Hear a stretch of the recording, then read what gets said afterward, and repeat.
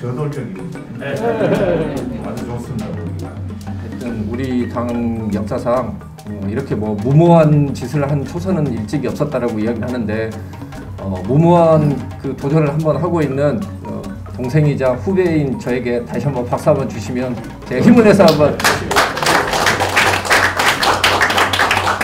가장 많은 분들이 이거에 우려를 하시는 것 같아요. 도대체 뭐 했다고, 그리고 그 경험 부족은 도대체 어떻게 메꿀 것이냐, 안철수 대표하고 윤석열 전 총장 어떻게 할 것이냐, 데려올 것이냐, 어떻게 데려올 것이냐, 이런 이야기를 하죠. 고향이 같다고 뭐 아버지끼리 서로 안다고 들어오겠습니까? 그건 말이 안 되는 소리죠. 여기 어르신들 주로 많으시니까 이 이야기를 좀 한 가지 꼭 드리고 싶었어요. 그러니까 오세훈 시장, 그 젊은 친구들이 오세훈 시장 별명이 뭔지 혹시 아세요? 캐삭빵이라고 들어보셨습니까? 캐삭빵. 우리를 뭐 본대 수고 보통 보존하고 보지 말고 우리가 대화를 자주 해야 돼.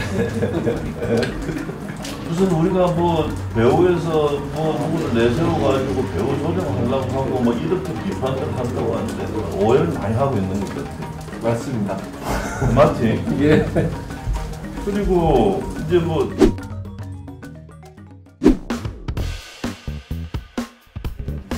김웅 의원께서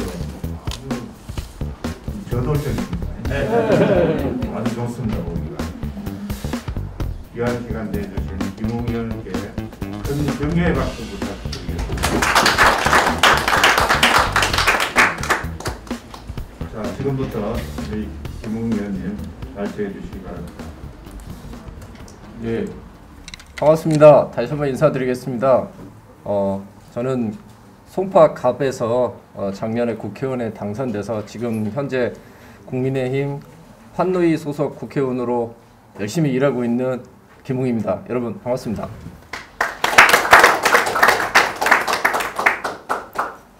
저희 말로만 듣던 마포 포럼 어떻게 생겼나 궁금했었는데 와서 보니까 예. 경치도 좋고 좋은 것 같습니다. 대표님 오래간만에 뵈서 참 반갑습니다. 그리고 평소 전고영 했던 그 정말 쟁쟁하신 선배님들 앞에서 이렇게 정말 어떻게 보면 진짜 이제 겨우 정치 시작한 지 한 1년밖에 안 된 제가 무슨 이야기를 드리는 게 상당히 무모한 것 같고요. 또 뭐 들으셨겠지만 저는 이제 당원들에게 아직 공식적으로 뜻을 밝히진 않았기 때문에 그 전까지는 사실은 지금 뭐 구상 중이라고 밖에 이야기할 수는 없다고 생각합니다. 일단 당원 여러분께 먼저 말씀드리고 공식적으로 활동을 해야 된다고 생각하는데요. 그 전에 먼저 이런 기회를 주셔서 너무 감사합니다. 그리고 어찌 됐든 우리 당 역사상 이렇게 뭐 무모한 짓을 한 초선은 일찍이 없었다라고 이야기를 하는데 무모한 그 도전을 한번 하고 있는 동생이자 후배인 저에게 다시 한번 박수 한번 주시면 제가 힘을 내서 한번 열심히 해보겠습니다.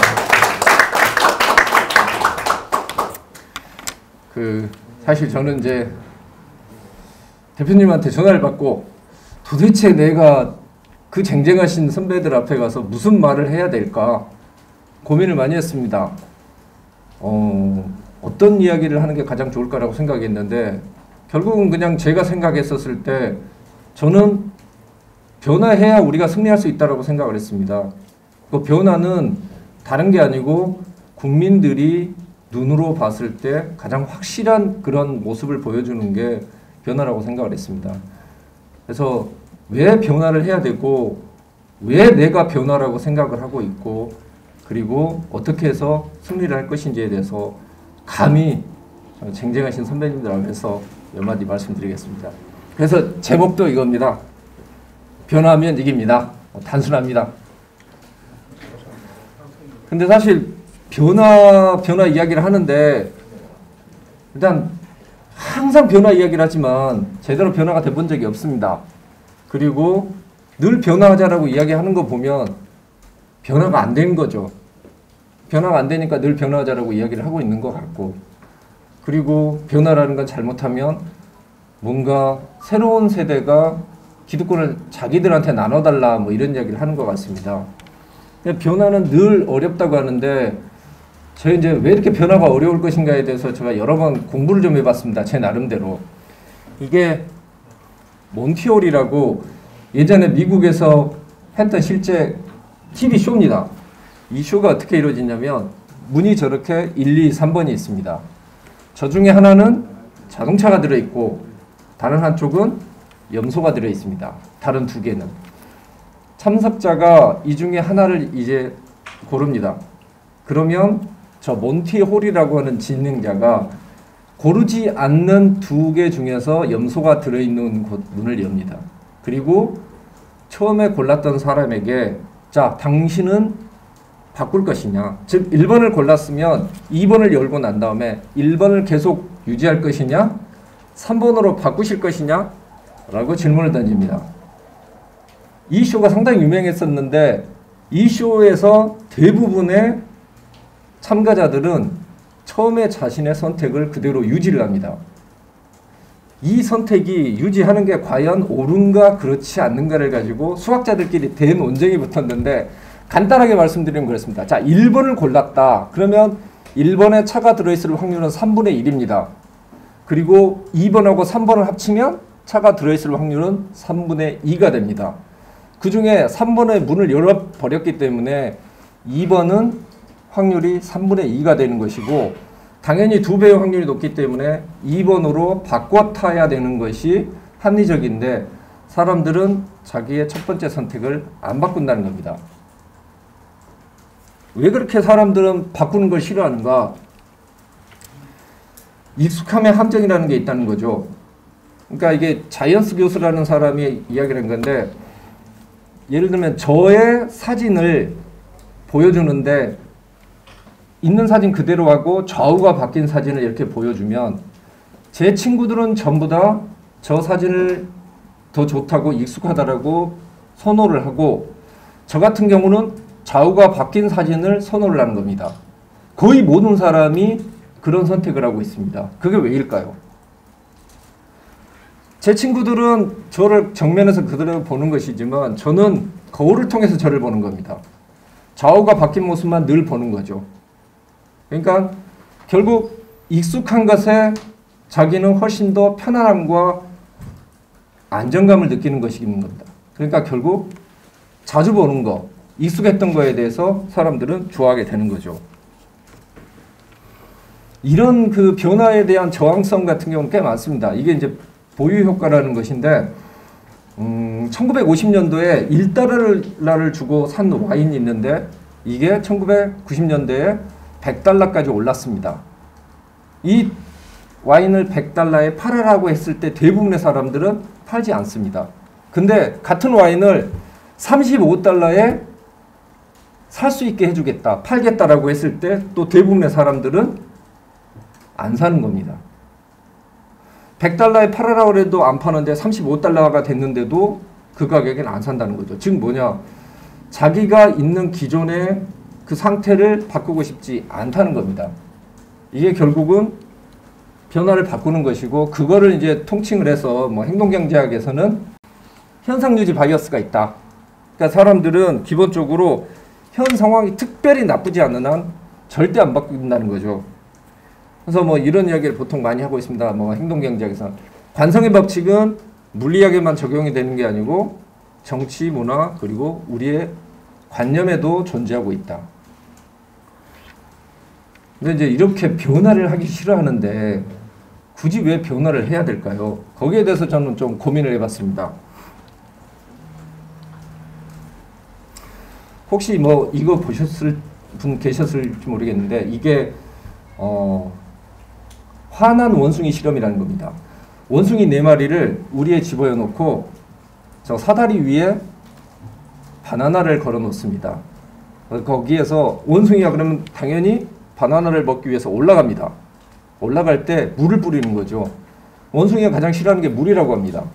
그럼 몇 번 시도를 하다가 결국은 그 누구도 바나나를 위해서 사다리로 올라가려고 하지 않는 겁니다.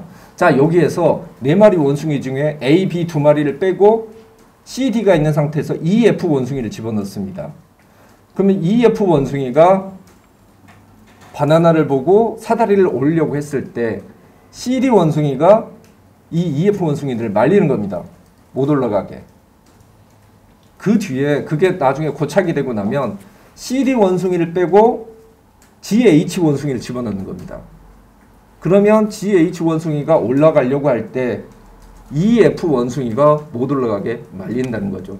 즉 처음에 물벼락을 맞았던 원숭이는 다 사라졌어도 그 관행, 사다리에 올라가지 않는 그 관행은 그대로 유지가 되고 남는다는 겁니다.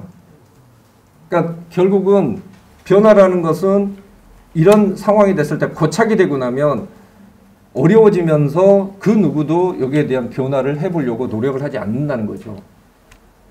근데 변화가 얼마나 큰 힘을 가지고 있는지가 사실은 이 실험에서 나오는데, 여러분 컴퓨터를 사시면 윈도우즈 같은 경우에는 인터넷 익스플로러가 기본적으로 깔려 있습니다. 그리고 애플 컴퓨터를 사면은 사파리가 깔려 있죠.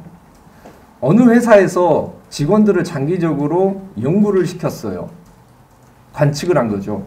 근데 어떤 직원은 들어오면은 인터넷 익스플로러나 사파리를 쓰는 게 아니고 크롬이나 파이어폭스를 쓰는 겁니다. 자기가 그 상황을 바꾸는 거죠. 주도적으로. 나중에 한 10년쯤 지나고 났더니 이렇게 주도적으로 바꿨던 친구들의 업무 실적과 이 회사에서의 적응력이 압도적으로 높다라는 겁니다.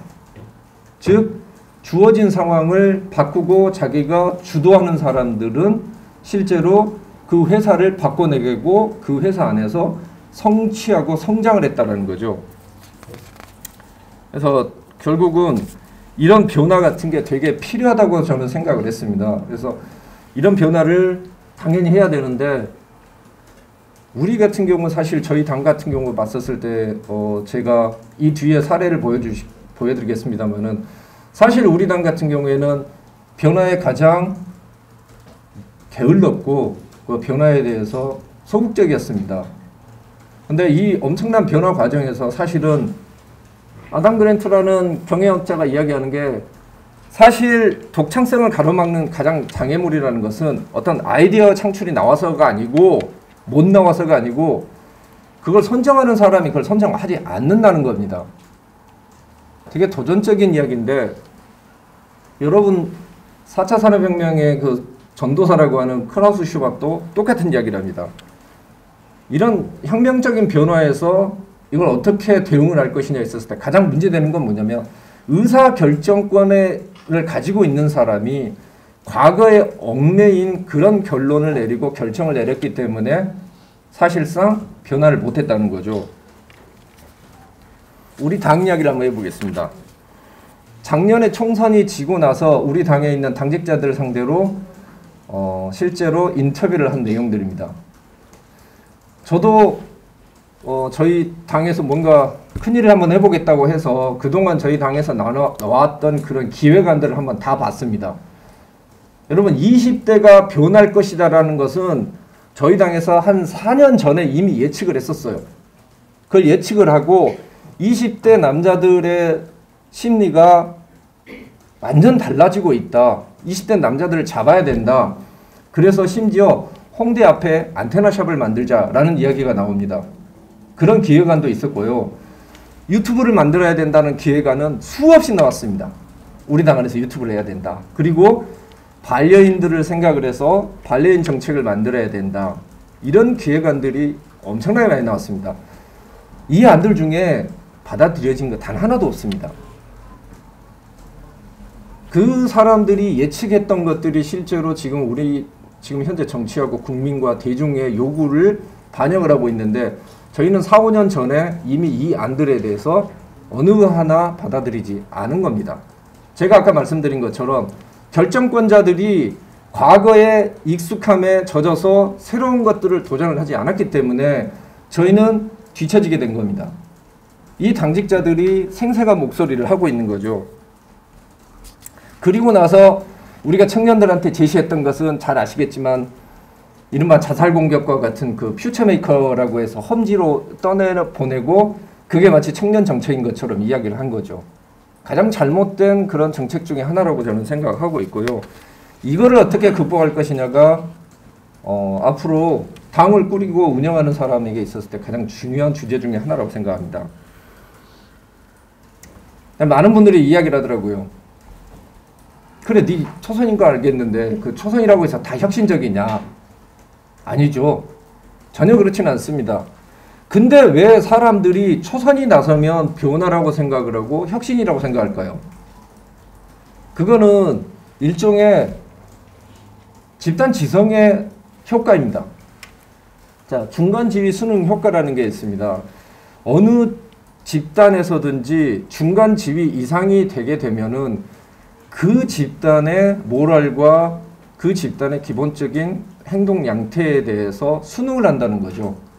왜? 자기가 그렇게 해서 성공을 해서 그 중간 지위까지 온 것입니다. 그러니까 자기의 성공에 대해서 자기는 확신을 한다는 겁니다.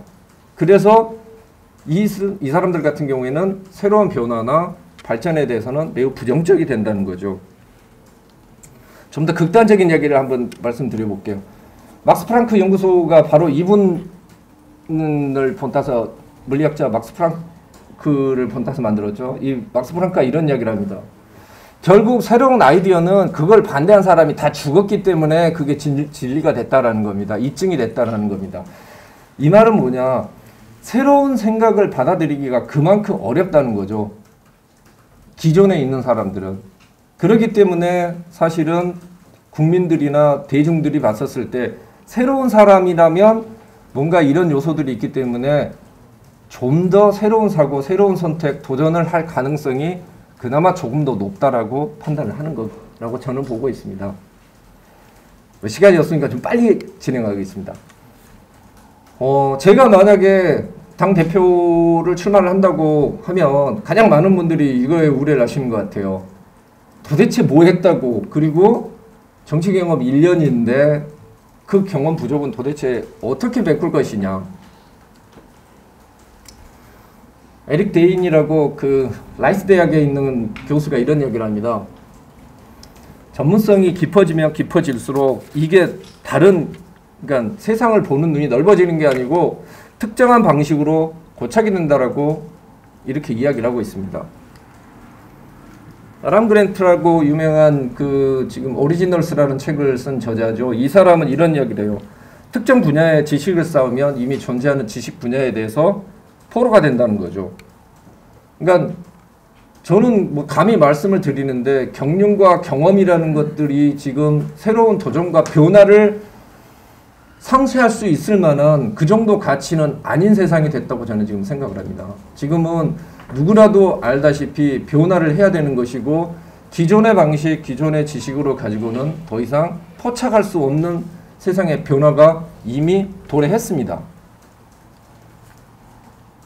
그래서 저는 감히 말씀드리는 게 뭐냐면 부족한 경륜이 어떻게 하루아침에 생기겠습니까? 그 경륜을 메꿀 수 있는 것은 저는 오직 과학이라고 생각합니다. 이 정부의 가장 잘못된 것 중에 하나가 뭐냐면 모든 것을 의존했던 것은 위원회에 의존을 했던 겁니다. 근데 과학적으로 밝혀진 바에 의하면 위원회가 내리는 결론은 정말 동전 던지기로 결정했던 것보다 실제로 미래를 예측하는 능력에서 더 떨어졌다는 거거든요. 오히려 이 부분보다는 과학을 활용을 해야 되는 겁니다. 그리고 저희 당에서 의사결정을 하고 국민들의 요구가 무엇인지 그리고 어떻게 그 문제를 해결할 것인지에 대해서 저희는 그동안 정말 엔지니어링이라는 개념이 너무 부족했다고 봅니다. 제가 여기 국회 와서 항상 이야기한 건 보면서 느낀 건 뭐냐면 많은 분들이 저에게 이야기를 해주시는 것들에 대해서 제가 늘 근거를 묻습니다. 그건 왜 그렇습니까? 그 근거는 뭡니까? 라고 이야기를 하면 그건 오래된 내 감. 그게 경제학적 용어로 심리학적 용어로 휴리스틱이라는 겁니다. 어림잡아서 때려 맞추기.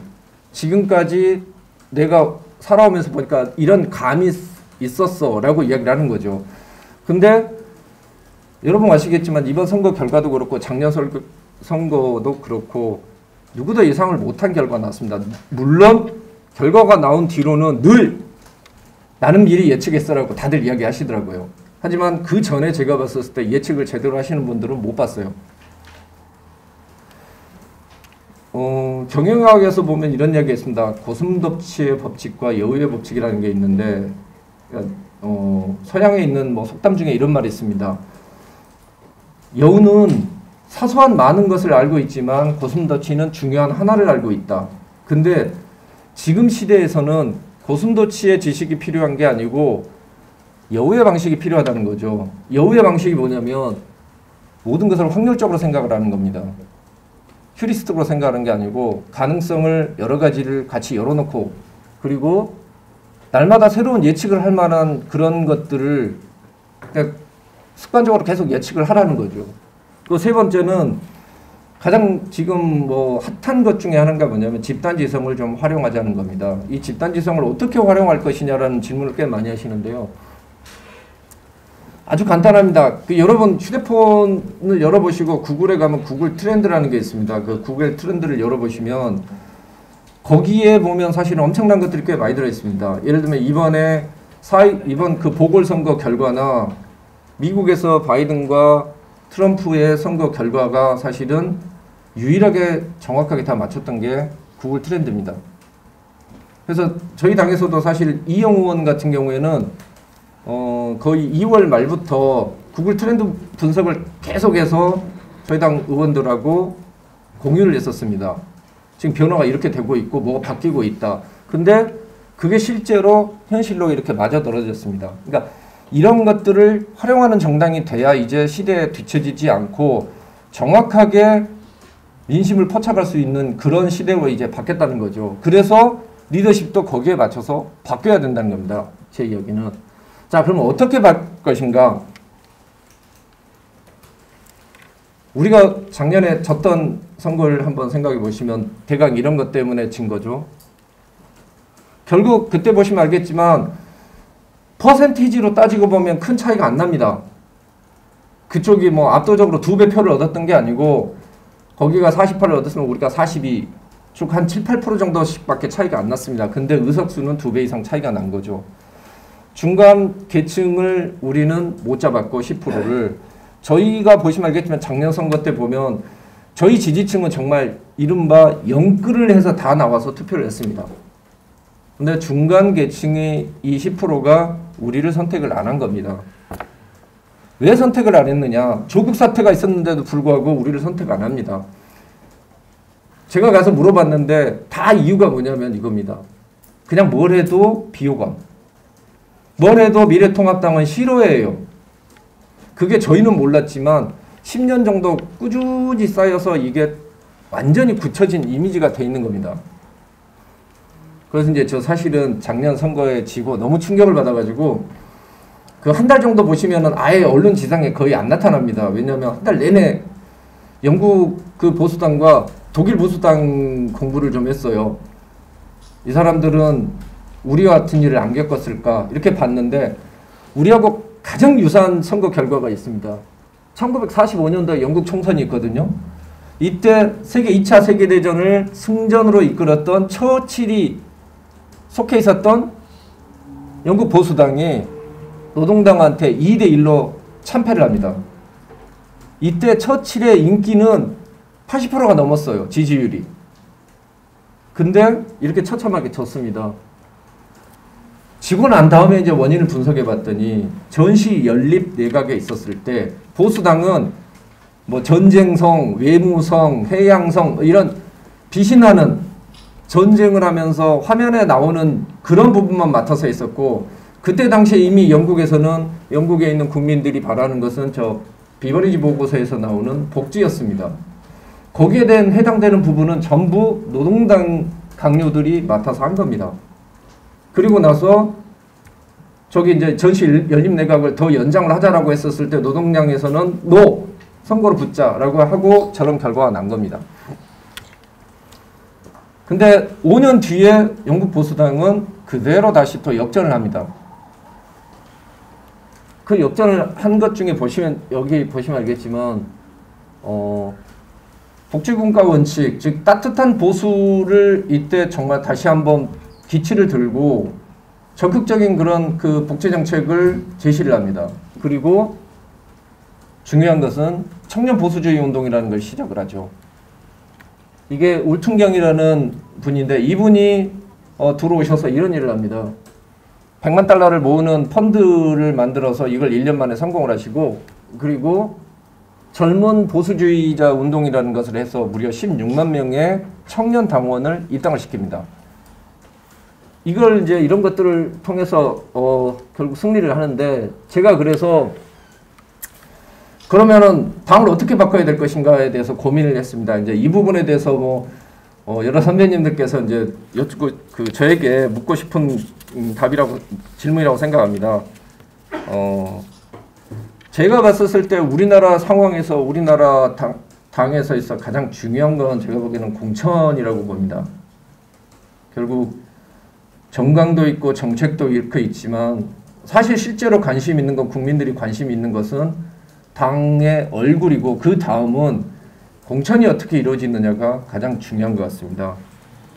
우리 아시다시피 호떡 공천했지 않습니까? 이걸 근본적으로 막을 수 있는, 그리고 당대표가 됐든 최고위원이 됐든 공천을 다시 뒤집을 수 없는 불가역적인 그런 공천을만 만들어내도 저희는 국민들한테 손가락질 안 받습니다. 토마스 제퍼슨이 이런 이야기를 하거든요. 스타일의 문제라면 얼마든지 바꿔도 좋지만 원칙의 문제라면 바위처럼 움직이지 말아야 된다라고 이야기를 합니다. 공천 원칙에 있었을 때는 이 토마스 제퍼슨의 원칙이 당연히 적용이 돼야 된다고 생각하고요. 두 번째로 또 공천이 답입니다.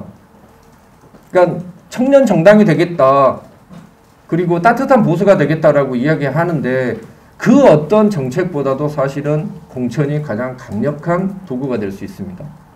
청년들이 청년을 대변하는 정치를 하게 하는 게 아니고, 청년이 와서 직접 정치를 하게 해야 우리는 청년 정당이 되는 거고, 청년의 관심을 계속 유지시킬 수 있다고 생각합니다. 그거를 공천으로 보장을 하는 게 가장 확실한 방법이라고 생각하고요. 1945년도에 영국 보수당이 변화를 했었을 때 사실 중요한 것 중에 하나가 뭐냐, 사무총장을 막스 앤 스펜서 백화점의 CEO를 데려와서 그 사람을 총장을 시킵니다. 사무총장을. 그러면서 보수당이 이른바 경영주의 보수당으로 바뀌게 되는 거죠. 그러니까 저희도 사실은 당을 운영하는 데 있었을 때는 경영 마인드와 엔지니어링 마인드가 들어와야 될 때가 됐다고 생각합니다. 그래서 사무총장은 그런 분들을 모시고 와서 당을 완전히 한번, 당 구조를 한번 바꿔야 된다고 생각하고 있고요. 울퉁경이 했던 것처럼 저희가 사실은 저희 당이 민주당에 비해서 부족한 것은, 저희는 지금 생태계가 없습니다. 저쪽은 대학부터 시작을 해서 나중에 국회의원이 되고 당의 중요한 중역을 맡을 때까지 하나의 일관된 그런 생태계를 유지해서 진행이 되고 있는데, 저희는 그게 없습니다. 이거를 만들어낼 수 있는 건 단기간에 만들어낸 건 어렵고, 결국은 저는 만약에 제가 당 대표가 된다면 당장 나가서 일단 돈부터 구해 오려고 합니다. 한 100억 정도 기금을 만들어서 그 기금 가지고 정치를 하고 싶고 정책을 개발하고 싶은 사람들을 후원하고 그 사람들을 우리 당의 생태계 안에 끌어들이는 일을 해야 된다고 생각합니다. 물론 뭐 단기적으로는 뭐 대학도 만들고 뭐 여러 가지가 있지만, 제가 봤을 때 당에 와서 지금 중요한 거, 우리 당에 지금 부족한 게 여러 가지가 있지만 그 중에 하나는 또 돈이라고 생각합니다. 기금을 만들어내는 그 역할을 해야 된다고 생각하고요. 특히 우리 생태계가 완전히 무너져 있는 상태에서 저희는 지금 지역 당협이 전혀 운영을 할 수가 없는 상태입니다. 합법적으로 운영이 안 되는 상태인데, 이걸 빨리 당협 활동을 합법적으로 활동할 수 있는 그런 공간을 빨리 만들어줘야 됩니다. 법제를 바꿔서. 그러니까 이런 것들을 빨리 해서 우리한테 부족한 생태계를 빨리 만들어내야 된다고 생각하고요. 두 번째로, 대선은 그럼 어떻게 할 것이냐, 그 부분에 대해서는 누구나 그 이야기를 하십니다. 부동산, 세금, 공정 문제, 이걸 언급해야 된다라고 이야기를 하는데, 그거는 누구나 다 이야기하는 겁니다. 그거를 어떻게 구체적으로 실현시키고 전달하느냐가 제가 봤을 때는 당이 해야 될 역할이라고 생각합니다. 뭐 가장 많은 분들이 저한테 물어보는 게 뭐냐면, 안철수 대표하고 윤석열 전 총장 어떻게 할 것이냐, 데려올 것이냐, 어떻게 데려올 것이냐, 이런 이야기를 하죠. 여러분, 뭐 아버지가 같은 고향 동료라고 해서 오겠습니까? 아무리 쫓아간다고 그 사람들이 오지는 않습니다. 결국 우리 당이 새로운 당이 되고 우리 당이 진짜 윤석열 총장이 봤었을 때 저기는 뭐 새로운 당이 됐기 때문에 저 당과 내가 같이 움직이는 것은 대의 명분에 크게 문제가 되지 않겠다라는 인식, 그리고 이 당이 움직이는 모습을 보이면 자연히 오기 마련입니다. 병법에서도 그게 있지 않습니까? 도대체 도망가는 적을 쫓다가는 결국 지쳐 죽는 거고요. 따라오게, 우리에게 오게 만들어야 됩니다. 그걸 자강론이라고 불러도 좋고, 뭐 그게 아니면은 그럼 통합 안 할 것이냐라고 이야기를 하는데, 그거는 정말 피상적인 주장인 겁니다. 결국은 통합을 하고 싶으면 우리 당부터 바뀌어야 통합이 가능하다고 저는 생각을 하고 있습니다. 이 상태에서 윤석열 총장이 들어오겠습니까? 고향에 갔다고 뭐 아버지끼리 서로 안다고 들어오겠습니까? 그건 말이 안 되는 소리죠. 그리고 선거 과정에서 제가 봤었을 때는 결국은 마지막에 선거 때가 되니까 국민들은 그때만 유일하게 자기들이 주인이 된다는 걸 알고 있습니다. 그래서 정말 민감하게 반응을 해요. 평상시에 있었던 그런 막말이나 이런 것들은 크게 관여하지는 않지만 선거 때가 되면 나에게 권력이 있다는 걸 보여주겠어라고 하면서 어떤 말이나 어떤 정책들에 대해서 매우 민감하게 반응합니다. 이때 사실은 비호감을 얼마나 많이 줄이느냐, 그리고 위기 리스크 관리를 어떻게 하느냐가 정말 중요한 것 같아요. 저는 이번 선거를 보면서 느낀 게 뭐냐면 결국 국민들에게는 정책 같은 걸 이야기를 하지만은 실제로 선거를 움직이고 있는 것은 어떤 말 한마디, 어떤 행동 하나입니다. 근데 그게 정말 강하게 영향을 미치는 것을 봤어요. 그래서 결국 선거에서 중요한 거는 위기관리 능력하고 비호감을 줄이는 것들을 어떻게 할 것이냐에 대한 인식이 있어야 됩니다. 그렇지 않고 국민들에게 가서 우리는 이렇게 좋은 아이디어가 있는데 왜 이걸 이해 못하세요? 라고 이야기하는 것은 그건 오만한 거라고 저는 생각합니다. 그리고 뭐 이거는 이제 제가 뭐 나중에 이제 조금 더 이제 구체화되면은 나중에 뭐 말씀을 드리겠습니다만은, 저는 저번에 아까 말씀드린 같이 그 퓨처메이커라는 청년들, 그 청년들한테 먼저 약속을 지키는 모습을 보여야 청년들이 우리를 믿습니다. 당장 우리가 약속을 해줬던 그 청년들한테 그 약속을 못 지켜주면서 우리 당 바깥에 있는 청년들을 설득하는 것은 저는 아니라고 봅니다. 그래서 저는 뭐 당대표에 출마하게 되면은 분명히 이 퓨처 메이커들에게 약속이 지켜지는 모습을 반드시 보여드리려고 합니다.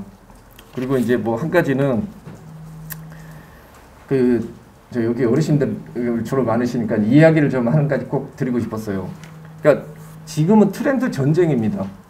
사실은 이 트렌드는 못 읽으면 그냥 거기에서부터 무너지는 겁니다. 예를 들면 이런 거죠. 김종인 비대위원장이 5.18에 저번에 가서 무릎을 꿇었지 않습니까? 그거는 사람들이 환호를 하지만 윤호중 지금 그 원내대표가 저기 국립묘지에 가서 무릎을 꿇는 것은 그 사람들이 비웃거든요. 똑같은 무릎을 꿇는데 왜 이걸 하나는 사람들이 박수를 쳐주고 하나는 비웃는가? 이게 트렌드의 차이입니다. 트렌드를 이해하나 못하나. 한 가지 예를 들어볼게요. 오세훈 시장 그 젊은 친구들이 오세훈 시장 별명이 뭔지 혹시 아세요? 캐삭빵이라고 들어보셨습니까? 캐삭빵.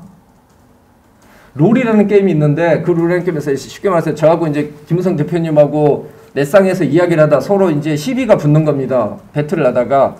그럼 옛날에는 현피라고 해서 직접 만나서 치고받고 싸웠는데 지금은 캐삭빵 할래? 이런 겁니다. 그러면은 대표님이 콜 하면은 캐릭터끼리 같이 가서 붙은 다음에 지고 나면 캐릭터를 삭제하는 겁니다. 근데 이 캐릭터는 보통 2년, 3년씩 이렇게 정말 엄마 몰래 진짜 키워놓은 캐릭터이기 때문에 이 캐릭터를 자기가 삭제하는 것은 진짜 자기의 또 다른 정체성이 사라지는 것 정도로 무서운 거거든요. 지금 아이들한테는. 그래서 캐삭빵인데 오세훈 시장님이 저번에 그 시장 자리를 놓고 그 주민투표 이야기한 걸 가지고 캐삭빵이라고 보통 비하를 합니다. 근데 그 캐삭빵이라는 용어가 젊은 친구들한테는 오세훈 시장의 호감도를 급상승시키는 요소가 됐습니다. 왜냐하면 그 친구들이 봤었을 때는 무상급식이고 뭐고 그건 관심 없고 와 캐삭방을 지킨 사람, 약속을 지킨 사람이라는 거죠. 그러니까 그런 걸 모르면 우리들이 이야기했었을 때 캐삭방이란 말을 쓰면 안 돼라고 이야기를 하지만 오히려 그런 게 젊은 친구들에게는 더 호감으로 다가갈 수가 있다는 겁니다. 그 트렌드를 읽는 힘이 결국 우리 당에 지금 필요한 거죠. 근데 그건 어떻게 읽어야 되냐? 결국 과학적으로 읽어야 됩니다. 왜? 그 트래픽이 만약에 올라갔을 때 연관 검색어가 무엇인지 이런 것들을 보면은 이 트렌드가 좋은 트렌드인지 나쁜 트렌드인지를 알 수가 있는 것입니다. 그리고 좋은 방향으로 이걸 끌고 가려면 어느 쪽으로 끌고 가야 되는지가 나와 있습니다. 빅데이터에. 그런 것들을 이제 활용을 해야겠죠. 그리고 뭐 이게 구체적인 이제 접근법은 뭐 이런 겁니다. 결국은 뭐 그 중도에 집중하라. 결국은 저기 클라우제비츠가 전쟁론에서도 그 이야기를 하지 않습니까? 늘 무게중심이 있는 곳을 타격을 해야 된다라고 이야기를 하고 있습니다. 선거에 있었을 때도 그리고 우리가 당의 운영에 있었을 때도 사실은 무게중심은 제3지대라는 것은 존재하지 않지만 결국 선거를 좌지우지하고 결론을 짓는 것은 결국은 중도였습니다. 아까 저 10%가 결국은 8%가 저리 가면서 우리한테 이런 괴멸적인 패배를 준 것이기 때문에 무게중심인 중도에 대해서 우리는 집중을 해야 된다고 생각하고요. 저희 당 제 공보 문건이나 이런 걸 다 봤었을 때 제가 제일 답답했던 건 뭐냐면 너무 복잡합니다. 문구도 그렇고 너무 설명 많이 하고 있고 너무 내용이 많습니다. 근데 또 클라우드 배치 이야기를 하자면 클라우드 배치가 이런 이야기를 한다. 계획은 무조건 단순해야 된다. 특히 상대방이 유능할수록 계획은 단순해야 된다고 하고 있습니다. 저희는 너무 많은 계획을 가지고 있고 너무 많은 분야로 가지고 확장을 시키고 있는데 그러면서 집중을 못하고 있는 거죠. 그런 인식하에서 사실은 저희는 뭐 절대적으로 부족합니다. 국회의원 수도 부족하고 지방 권력도 다 뺏겼고 뭐 언론 지형도 그렇고 모든 부분에 있었을 때 저희가 부족한데 이길 수 있는 건 뭐냐면 숫자가 적으면 한 군데서 집중을 해서 전략적으로 한 곳만 때려야 되는 겁니다. 그러니까 이번에 오세훈 시장 때 그걸 보면 아시겠지만은 몇 가지 주제를 정해놓고 그 부분만 집중적으로 공격을 하는 그 전략을 계속 썼었거든요. 그거를 계속 우리는 집중을 해야 되는 겁니다. 왜 우리는 숫자적으로 부족하다는 걸 인정을 해야 됩니다. 대선까지도 이거는 바뀌지 않는 거고요. 그리고 한 가지 이제 몇 가지 더 말씀드리자면 저희가 국민에게 무슨 이야기를 할 때 보면 저희가 상당히 우리는 설득을 하려고 그러고 국민한테 가르치려 들어요. 근데 실제로 연구 결과 이런 게 있습니다. 어느 병원에서 의사들 앞에 놓고 손을 씻는 데 앞에다가 문구를 이렇게 걸어 놓은 게 있습니다. 손을 씻으면 당신의 감염을 줄일 수 있습니다. A. B는 손을 씻으면 당신들의 환자를 덜 감염시킬 수 있습니다. B. A보다 B가 무려 50% 가까이 물비누 소비량이 많았습니다. 이번에 보시면 오세훈 시장 그 성폭력 피해자 있었을 때 그러니까 성폭력을 가해한 정당을 심판해 주세요라는 문구가 아니었고 이번에는 성폭력 피해자를 지켜주세요 라고 표제어가 바뀌었었습니다. 잘 보시면 아시겠지만 이번 선거 하실 때 보면 결국은 그걸 듣고 있는 사람에게 그 사람이 주체로 만들고 그 사람이 주인으로 만들어주는 그런 어법을 써야 된다는 거죠. 근데 저희 그 공보물 다 보시면 알겠지만 저희는 가르치려 들어요. 저희 당 공보물은. 그러니까 그거는 기본적으로 저희가 이제 반드시 고쳐야 될 문제라고 생각하고요. 그러니까 마지막은 스피커 결국 바뀌어야 됩니다. 그러니까 같은 이야기를 해도 누가 이야기하느냐에 따라서 반응할 수밖에 없는 것이고 그건 그때그때 바뀌어져야겠죠. 이번 선거 때 보시면 알겠지만은 몇 가지 뭐 사라진 게 있는데 그 중에 뭐냐면 저를 비롯해서 거의 나가서 유세를 못했어요. 20대들이 다 유세를 했습니다. 그게 현장에서 제가 느끼는 그 변화된과 그 국민들이 바라보는 그 시선이 엄청났어요. 그러니까 저희가 늘 항상 해야 되는 건 뭐냐면 우리 정치인들, 우리 당에 있는 중역들 이런 사람들 사실 어떤 이야기해도 이제는 크게 관심 안 갖습니다. 그러니까 그런 것들을 좀 우리가 여기 그 명심을 해야 될 것 같고 그런 부분들에 대해서 저는 좀 당에서 그 승리 비법으로 이렇게 만들고 싶습니다. 뭐 제가 너무 이야기가 길었는데 사실은 선배님들이 던지는 질문이 아마 무서울 것 같아서 조금 길게 잡았습니다. 그리고 그리고 뭐 마지막으로 제가 만약에 당대표에 출마를 하게 되면 저는 진짜 국민의힘을 국민들이 힘없는 국민들이 내 친구 국민의힘이라고 느끼는 그런 정당으로 만들어서 반드시 승리하고 그리고 진짜 국민들에게 희망을 줄 수 있다고 저는 생각을 합니다. 하여튼 장시간 들어주셔서 감사합니다. 네, 수고하셨습니다. 우리 김웅 의원님의 새로운 당대표로서의 포부와 또 앞으로 비전 위원님들 지금부터 1분 1답으로 진행을 하겠습니다. 비호 호감도를 떨어내야 되는데 아직도 우리 당에는 비호 호감도가 많은 것 같아요. 본인도 말씀하셨고 김종인을 왜 쫓아냈느냐 이렇게 얘기를 했더라고요. 정치 경험이 필요하면 재보선 승리에 결정적 기여를 한 김종인을 왜 쫓아냈느냐.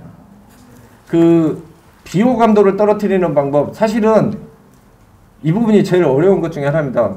저희가 지난 1년 동안 사실은 비호감도가 좀 약간은 좀 낮아졌던 이유는 뭐냐면 우리 당에 관심이 별로 없었습니다. 실제로 뉴스나 이런 기사 나오는 걸로 봤었을 때는 민주당에 있는 그 정말 조국 수호를 외쳤던 그 초선들에 비해서 저희 초선들 기사가 10분의 1이 안 나옵니다. 그럼 거기는 무슨 이야기가 나오든지 막 기사가 됐었고 특히 뭐 김모 의원이나 뭐 이런 사람들 같은 경우는 그게 엄청나게 그 국민들의 이렇게 분노를 샀죠. 근데 이제는 뭐냐면 저희 당 기사가 지금 사실은 트래픽이 지금 늘어납니다. 지금 엄청나게 지금 늘어나고 있는 상태이기 때문에 이거는 되게 위험한 신호가 될 수도 있는 거예요. 기회가 될 수도 있지만은 부정적인 게 나오면은 더 빨리 확산이 되는 그런 지금 위기 상황에 지금 온 겁니다. 그래서 이제 이걸 줄여야 되는 건 뭐냐면 어차피 어디서든지 리스크는 다 생길 수밖에 없는데 리스크를 최대한 빨리 줄여야 되는 거죠.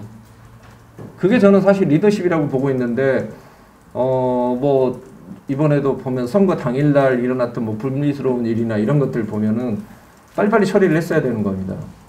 그러니까 그런 것들을 결국은 아주 사소한 것인데도 불구하고 빨리빨리 지금 대중들은요 화가 나면은 죽을 때까지 쫓아온다고 생각하시면 되는 것 같아요. 끝까지 쫓아와서 그 문제를 끝까지 제기를 하는데 그랬었을 때 그분들 앞에서는 진짜 조건 없는 사과를 하고 뭔가 조치를 취하지 않으면은 아무런 방법이 없습니다. 그러니까 비호감과 리스크라는 것이 절대 사라질 수는 없는 것이고 기억은 기억의 가소성이라는 게 있지 않습니까? 원래 좋은 것으로 기억을 바꿀 수는 없습니다. 좋은 기억으로 그걸 뒤집는 수밖에 없는 거거든요. 그거는 뭐 뇌과학자들이 과학적으로 입증한 부분이기 때문에 저희도 과거에 어떤 일이 있고 우리 당에 대한 그런 비호감의 요인이 됐던 부분들에 대해서 그거를 어떻게 정면 돌파해서 그걸 국민을 설득을 해서 나가야겠다라고 생각하는 건 제가 봤을 때 그건 완전 잘못된 방향입니다. 국민을 상대로 이기려고 하면 안 되는 거고요. 오히려 좋은 인상을 계속 주면서 과거에 나빴던 기억들을 점점 뒤로 밀어내는 수밖에 없습니다.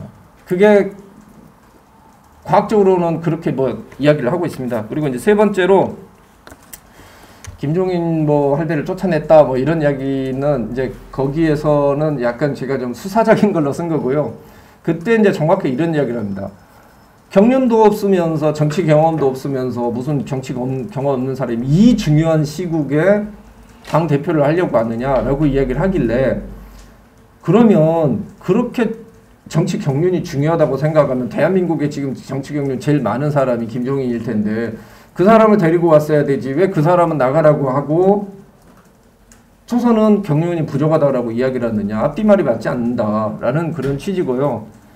그때 당시에 좀 상황을 보시면은 약간 미묘한 면이 있습니다. 그러니까 김종인 비대위원장님 같은 경우에는 좀 쫓겨났다, 모욕감을 느꼈다라고 생각할 수도 있겠다라는 그런 느낌적 느낌. 그러니까 예를 들면은 다시는 안 들어오도록 하시겠습니다. 다시는 모시는 일 없도록 하겠습니다. 이렇게 하면서 박수 쳐버리고 가면서 약간 저희들이 봤었을 때는 모양새가 그렇게 썩 좋은 건 아니었다라는 걸 가지고는 있는데, 근데 저는 개인적으로 그분은 응급실 같으신 분이라고 생각을 해요.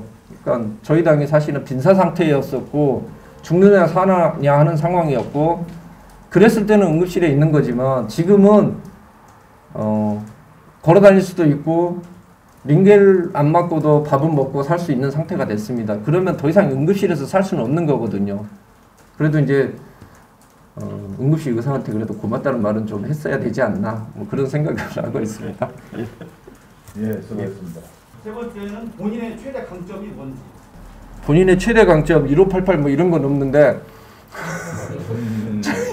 상당히 좋은 것 같습니다. 제가 한번 뭘 만들어 보겠습니다. 근데 저는 저희 최대 강점이 두 가지라고 생각합니다. 첫 번째는 과학.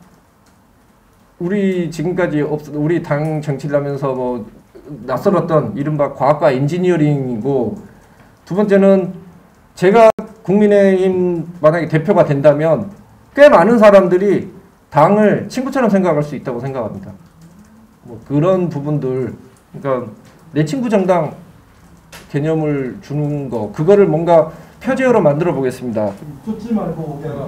그 새로운 아젠다를 우리가 제시하고 우리가 유리한 싸움을 하겠다는 것으로 이해되는 거죠. 과연 어떻게 하면 쫓지 말고 오게 할 수 있느냐라고 이야기를 하는데, 저희가 뭐 솔직히 거기에 대해서 뭐 공천권을 주겠다, 뭘 주겠다 이렇게 해가지고 데리고 올 수 있는 것은 아니지 않겠습니까? 결국은 중요한 부분은 저기 갔었을 때 내가 충분히 대의 명분이 서고 공정한 경쟁이 가능할 것이다라는 것을 확신을 시켜주는 게 가장 중요하다고 생각을 합니다. 그런 부분들을 이제 뭐 예를 들면 룰로서 만들어 놓고 이 안에서 당신이 들어와서 싸워보라라고 이야기를 해야 되는 것 같고요. 뭐 외람된 말씀입니다만은 뭘 어찌 됐든 간에 당 대표가 그래도 뭐 탄핵이 됐든 뭐 이런 거에서 더 자유로웠던 초선이 되면은 아무래도 외부에 있는 사람들이 들어오기 쉽지 않을까라는 말씀을 감히 드려보고요. 유리한 싸움은 사실 그렇습니다. 잘 보시면 알지만은 다른 지금 정당들 같은 경우는 사실 상당히 절박한 상황입니다. 그 당 내부에 있었을 때 그걸 저희가 악용할 필요는 없지만은 그분들에게 충분한 명분을 제공을 하면은 결국은 들어오신다고 봅니다. 네, 그 과정에서 사실은 막 다른 목적으로 일단 합당부터 먼저 하자 이런 식으로 하면 달아나는 거고요. 그 20대, 30대 어떻게 공략할 것인가라고 이야기를 하셨는데 지금 20대 남자가 72.5%가 저희를 찍었습니다. 오세훈 후보를, 서울 같은 경우를 물론 사전투표는 제외하고 72.5%가 찍었습니다. 그래도 40대 남자, 가장 그 득표율이 낮았다고 하는 40대 남자의 얻은 표수가 아마 더 많을 겁니다. 그러니까 지금 저희가 봤을 때 이게 72.5%라는 거에 매몰돼 가지고 사실 엄청나게 그렇게 보고 있지만 20대 여성으로부터도 저희는 40%를 얻었습니다. 민주당이 44%를 얻었고요. 그러니까 이게 그 겉으로 드러나 있는 그런 수치 이면의 것들도 봐야 되는 거고, 지금 이제 근데 중요한 건 뭐냐면 20대들 그 사이트를 지금 쭉 들어가서 이렇게 보면 자기들의 힘을 깨달은 겁니다. 그러니까 그전에는 사실 정치는 절대 나의 삶을 바꿀 수 없다고 생각했다가 이번에 70%가 이렇게 몰아주니까 우리를 관심을 갖고 우리 이야기를 들어주네라고 얘기를 합니다. 그러면서부터 지금 20대 남자들 같은 경우는 저한테 페이스북 메시지가 거의 터질 정도로 많이 옵니다. 터질 정도로 요구사항이 많이 들어오고 있는 거고, 그 중에 보면 정말 무서운 게 뭐냐면 우리는 다 한 몸으로 한때 찍어주겠지만 다음번에도 국민의힘 찍어주는 거 아니다라는 걸 공공연하게 이야기를 합니다. 그러니까 이 친구들은 불확실해야지 두려워한다는 걸 아는 거예요. 그러니까 다음번에 우리가 아니고 저쪽을 찍어줘야지 정치권이 우리 두려워하는구나 라는 것까지 이미 알고 있는 사람들입니다. 그래서 20대들에 대해서는 우리가 섣불리 나서가지고 뭐 해줄게 뭐 나가서 춤추고 뭐 어쩌고 그런 거 다 필요 없습니다. 그래서 제가 처음에 선거 끝나자마자 이야기한 게 뭐냐면 20대들한테 지금 집과 일자리를 보장 못 해주면 거기에 대한 해법을 못 내주면 거기는 가장 우리한테 힘든 그런 공략 계층이 될 수도 있습니다. 그래서 그 부분에 대해서는 반드시 방안을 만들어내야 되고 저는 그 부분에 대해서는 1960년도에 린든 존슨이 썼던 그런 정책들 같은 게 좀 있는데 그것들을 좀 차용을 해서 우리가 좀 활용을 할 필요가 있다라고 좀 생각을 합니다. 그런 일자리나 주택 문제에 있었을 때는. 공천 맞습니다. 20대 때나 30대를 데려오려고 해도 우리는 생태계가 없는데 어디서 그 젊은이를 데려오느냐라는 말씀 정확하게 맞는 말씀이신데요. 우리가 일단은 씨를 뿌린다고 생각하셔야 될 것 같아요. 그러니까 기초공천부터 시작을 해서 그걸 키워나가야 되는 거고 우리한테는 사실 생태계가 없는 대신 세 가지 지금 흐름이 있습니다. 그러니까 예를 들면은 저기 기초에서부터 이렇게 차근차근 올라오고 있는 청년들이 있고 당직자들 중에서 청년부터 시작해서 우리 정치를 실제로 실무를 담당해왔던 당직자들이 있고 또 보좌진들을 뭐 인턴부터 시작해서 보좌진을 해가지고 와서 꽤 오랫동안 정치를 경험한 이 인재들이 있습니다. 이 우리가 밖에 있는 인재도 청년도 중요하지만은 우리가 가용할 수 있는 그 세 가지 루트도 충분히 활용할 수 있다고 생각하고요. 그리고 민주당은 있거든요. 예, 네, 근데 우리는 없어요. 맞습니다.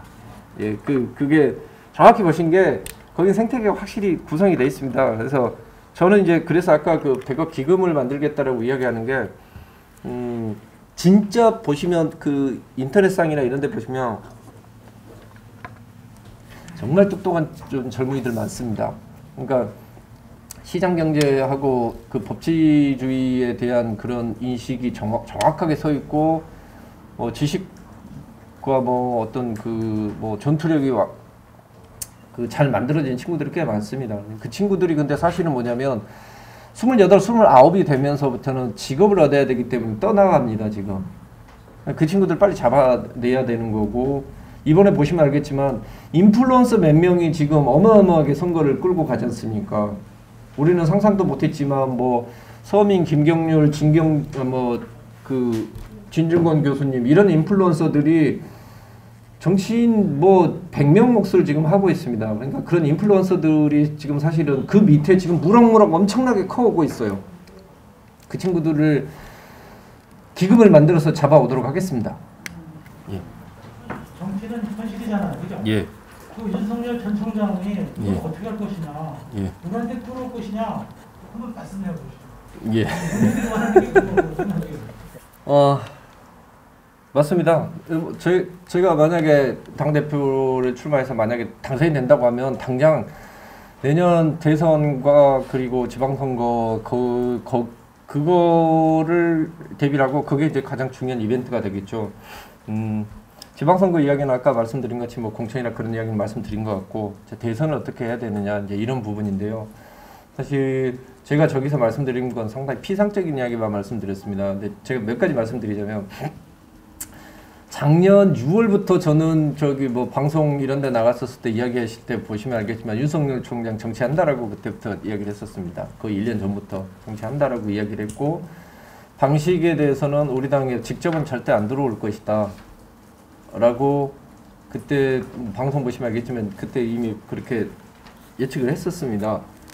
거기에 입각해서 사실은 행동을 해야 되는데 민주당의 상황까지 같이 고려를 좀 해봐야 되는 그런 문제점이 있습니다. 그러니까 민주당 같은 경우도 지금 고려해야 될 변수가 있고 우리 당 같은 경우 있었을 때도 지금 고려해야 될 변수가 있는 건데 결국은 윤석열 총장 같은 경우 있었을 때 반대로 우리 입장에서 이 사람을 어떻게 해야 되냐가 아니고 제가 지금 선배님들한테 말씀드릴 수 있는 것은 내가 만약에 윤석열이면 내가 윤석열 전 총장이라 그러면은 내가 갈 수 있는 선택지가 무엇인가를 보시면 그렇게 많지가 않습니다. 사실상. 그죠?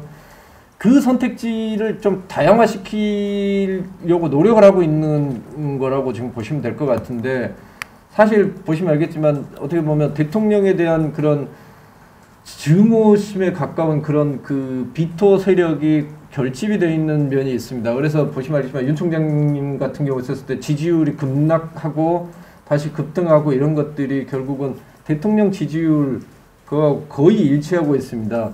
지금 대통령 지지율을 보시면 알겠지만은 대통령이 싫다, 그러니까 대통령에 대한 지지를 하지 않는 게 전체 60%인데 그 중에 그러니까 전체 국민의 50%는 매우 잘못한다라고 이렇게 보고 있습니다. 그게 지금 그쪽으로 지금 가 있는 거고, 그래서 항상 이게 반사체에 지나지 않는다라는 이야기가 나오고 있는 겁니다. 그런 부분들까지 사실은 이제 점점 대통령의 공간이 많이 줄어들고 있는 지금 상황이라고 보면은 그것도 같이 좀 고민을 해야 되는 거고요. 윤 총장님이 택할 수 있는 그런 것들을 한 3가지 정도로 저는 뭐 그 예상을 하고 있는데, 거기에 맞춰서 이제 저희가 계획을 세야 되는 거고, 근데 그거를 이제 지금 이 자리에서 말씀을 드리면 너무 건방져 보이는 것 같고, 그런 거 정도는 기본적으로 다 예상을 하고, 근데 저도 이제 사실은 그걸 저희 의원들, 초선 의원들끼리는 좀 몇 번 이야기를 했습니다. 근데 저희가 좀 경험이 좀 일천해서 선배님들한테도 좀 언젠가는 좀 가서 한번 좀 여쭤볼 필요는 있을 것 같아요. 그러니까 이리 되는데 어떠냐라고 했을 때, 그건 네가 잘 몰라서 그러는데 현실적으로는 불가능하다, 뭐 이런, 내가 옛날 해봤는데 안 되더라, 이런 것들을 좀 주시면은 데이터가 좀 쌓이면은 계획을 좀 잡아 나올 수 있을 것 같습니다. 그리고 거기에 맞춰서 저희는 이제 토양을 잘 닦아놓고, 저는 뭐 반드시 들어오신다고 봐요. 네. 예, 알겠습니다. 자, 오늘 신문은 됐습니다. 김웅군의 무모한 도전이 꼭 성공하기를 바라는데 그게 잘 되겠나? 아이고, 어차피 잘 될 것 같았으면 안 나오겠죠. 근데 변화하면 이긴다, 맞는 말인데, 이제 그 김현 나 잘 모르잖아. 응? 그래도 뭐 근데 뭐 흔히들 뭐 초선들이 우리 볼 때 수국 꼴통 보수 뭐 언제 뭐 이렇게만 보고 비판 많이 한다는 이야기 들었는데, 우리가 극우 이렇게 당이라는 스펙트럼이 넓지. 근데 극우에 이제 오른쪽에 붙어 있는 것을 중도로 옮기는 거예요. 이게 굉장히 중요한 부분이에요. 그런데 우리는 그걸 계속 주장을 해왔어요. 우리도 머리를 바꾸기 위해서 많은 노력을 하고, 그러니까 우리를 뭐 꼰대, 수국, 꼴통 보수라고 막 보지 말고 우리가 대화를 자주 해야 돼. 그리고 그 초선들 모임에서 나오는 이야기를 내가 좀 뭐 비상적으로 전해 들었는데, 무슨 우리가 뭐 배우에서 뭐 누구를 내세워가지고 배우 조정하려고 하고 뭐 이렇게 비판들 한다고 하는데, 전혀 그런 생각 없는 사람들, 우리는 오로지 내년 대선에서 정권 교체를 갖다가 어떻게 할 것인가 이것만 고민하는 사람들이에요. 그래서 여기에 우리 멤버들을 현역 의원들도 들어오려는 분들이 있었는데 안 된다. 우리는 전직 의원들만 하고 우리는 절대 2선에 머물러 있지 1선은 나가지 않는다는 게 우리 딱 스탠스입니다. 그리고 우리 모임의 철학은 비움의 철학이에요. 그래서 당에 우리가 든든한 후원 세력이다 하는 그러한 그 생각을 가지고 앞으로 우리가 다 상의해주기를, 김의원 혼자가 아니라 초선 의원들한테 다시 많이 전파를 해주기 바랍니다. 오해를 많이 하고 있는 것 같아요. 맞습니다. 맞지? 예. 그리고 이제 뭐 초선 젊으면은 마치 그 변화의 선봉이 있는 것처럼 생각하는데 그렇지 않아요. 사람이 사고가 중요하고, 김종인 체제에서 젊은 사람 비대위원들 많이 들어가 있었잖아요. 근데 그분들의 주장이 아무것도 한 번도 본 일이 없어. 김종인 목소리만 들렸어요. 그럼 젊은 사람들 모아가지고 뭐 했는데 뭐가 남았냐 이거지. 그런 것도 고민해 보시기 바랍니다. 서빙수 의원이 나와가지고 이미 다 정리된 김종인 체제에서 다 정리된 걸 가지고 들어 나와가지고 또 탄핵을 갖고 또 불을 질렀단 말이에요. 선거가 또 과연 이런 것이 당에 도움이 될 것인가? 그럼 김종인 위원장이 그 주장을 했을 때 왜 그때 서빙수는 가만히 침묵하고 가만히 있었다가 지금 와서 또 이야기를 하느냐 이게. 그래서 김 의원이 잘 되시기를 바라는데 이번 당대표 리더십은 대화해, 대통합, 야권 후보 단일화를 어떻게 이루어낼 것인가 그게 있다는 것을 잘 인식해 주시기 바랍니다. 네, 알겠습니다. 자, 우리 김웅 의원님 꼭 당대표로 성공을 하셔가지고 꼰대 정당인 국민의힘을 새로운 혁신 정당으로 바꿔줄 수 있는 큰 우리 마포 포럼에서 힘이 되어주시기를 부탁하면서 오늘 포럼 마치도록 하겠습니다. 고맙습니다.